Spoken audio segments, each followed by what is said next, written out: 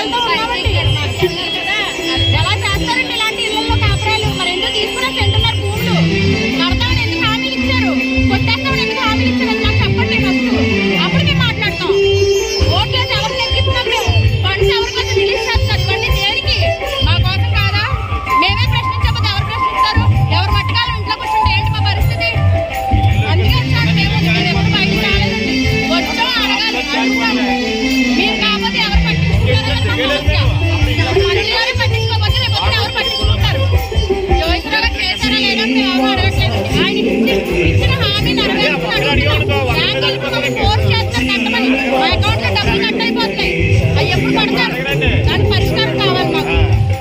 అంతే అండి. Second phase మాట్లాడుతున్నాం. ఫస్ట్ ఫేజ్ కంటే చాండాలంగా ఉంది. డ్రైనేజీలో బ్యాంక్ కూడా మాత్రం రేపు ఏం చేస్తాడు? మామూలు వాయిదా కట్టుకొని బాగు చేశారు. అప్పుడు ఇల్లు ఎలా కట్టినాడు? బాగు చేశారు. మా కళ్ళ ముందు బాగు చేశారు. మరి బాగు చేయలేదు పరిస్థితి ఏంటి? ₹1,00,000 తిరుగుతున్నా కూడా అలాగే ఉంది. 500 కొట్టేశారు. వాళ్ళకి మేము ఓటేసి మమ్మల్ని అడగడానికి లేదని చెప్తున్నారు. సరిపోదు. అందరు రావాలి. అందరు రావట్లేదు. భయపడి ఆర్పీ అందరూ ఆపేస్తారు మమ్మల్ని. మీరు రావద్దు, మీరు అడగొద్దు. పక్కన